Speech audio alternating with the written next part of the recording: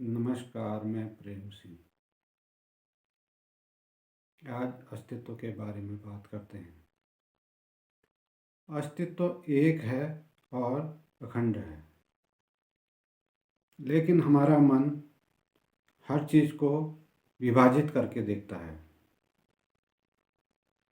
रात दिन दो अलग अलग देखता है, रात को अलग, दिन को अलग, जो स्वाभाविक लगता है, लेकिन अस्तित्व में ये एक ही है।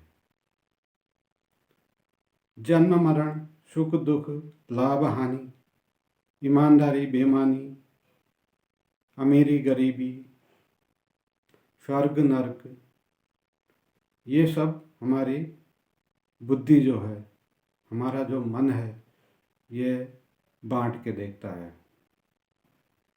जबकि अस्तित्व में ये इकट्ठा है। हम कहते हैं कि इस संसार में इतनी बेईमानी क्यों है, या अगर जब ईश्वर ने बनाया है तो इतनी बीमारियां क्यों हैं, इतनी बेरोजगारी क्यों है, इतनी गरीबी क्यों है। हर चीज़ में हमारा जो मन है, शंकालु मन है, वह ईश्वर के होने में भी शंका करता है। ईश्वर से पूछता है वो, अगर जब आप हो तो इतनी चीज़ें क्यों हैं। जैसे एक किसान होता है, वह ईश्वर से प्रार्थना करता है कि आप जो हैं खेती करना भूल गए हैं। भगवान प्रकट हो गए, बोले ऐसे कैसे कह रहा है।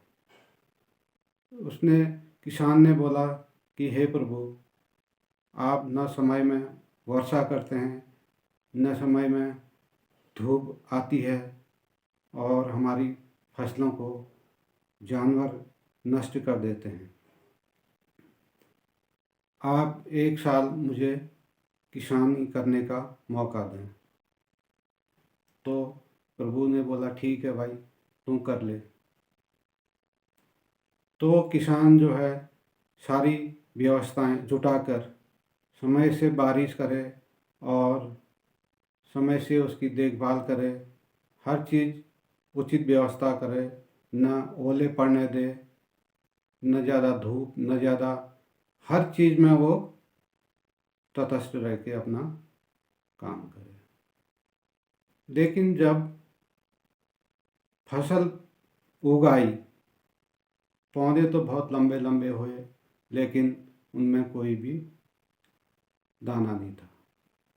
तो फिर उसने प्रभु से शिकायत की कि हे प्रभु, ये क्या बात हो गई। मैंने तो हर चीज़, न इनको ओलावृष्टि पड़ने दी, न इनमें कोई पक्षी आए, न कोई जानवर आए।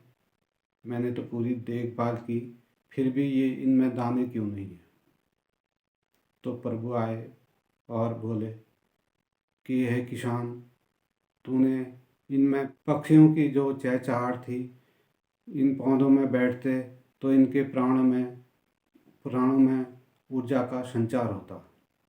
तूने तो इसमें इतना जो है पाबंदी की कि इसमें कोई जानवर भी नहीं आए, तो इनमें प्राणों का संचार नहीं हुआ, इसलिए इनमें कोई बीज पैदा नहीं हुए। तब वो किसान हाथ जोड़कर बोला, प्रभु जैसा आप ठीक समझते हैं, जैसा आप चाहते हैं, ऐसा ही करें।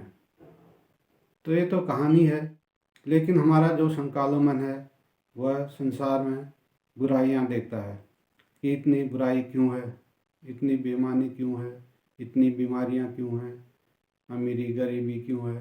तो हर चीज़ को जो है संकालो मन ऐसे ही शिकायतें करता रहता है।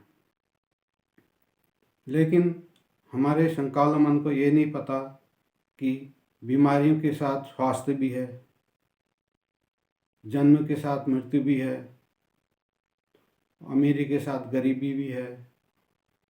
हर चीज़ जो है एक ही सिक्के के दो पहलू हैं। अगर जब एक सिक्के में एक ही पहलू रहेगा तो वो सिक्का नहीं कह सकते उसको। तो इसलिए हमारे जो संकालो मन है, उसको जो है त्याग कर हमें श्रद्धालु बनना पड़ेगा। भगवान हमें जो जिस परिस्थिति पर रखे उस परिस्थिति में रहने के लिए हम राजी रहें। अमीरी है तो अमीरी है, ठीक है। कल गरीबी है तो गरीबी है, उसमें भी राजी हैं। आज स्वास्थ्य है तो स्वास्थ्य में राजी हैं। कल हम बीमार पड़ते हैं तो बीमारी में भी हमें राजी रहना चाहिए। जो भी परिस्थिति आए, हर परिस्थिति में भगवान की कृपा समझ के उसमें जो है हमें श्रद्धा रखनी पड़ेगी। तो श्रद्धालु मन और शंकालु मन में ये फर्क है। ये भी एक ही सिक्के के दो पहलू हैं। अस्तित्व अखंड है, राम और रावण दो अलग नहीं है, ये भी अस्तित्व में एक ही है। तो ये हम अपनी बुद्धि के कारण देखते हैं कि राम अलग हैं, रावण अलग हैं। तो भगवान श्री रजनीश कहते हैं कि ये हमारा जो द्वंद्वात्मक मन है, यह जब तक गिर नहीं जाता तब तक हम इस संसार को द्वंद्वात्मक ही देखते हैं।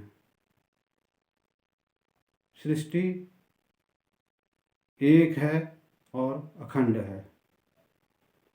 तो जब तक हम इस बात को नहीं जान लेते, हमारा सत्य की तरफ हमारा मार्ग नहीं खुलता है, आत्मा की तरफ हमारा रास्ता नहीं खुलता है, परमात्मा की तरफ हमारा रास्ता नहीं खुलता है। तो ये कारण है मूलभूत, और इन पर हमें ध्यान देना चाहिए। नमस्कार।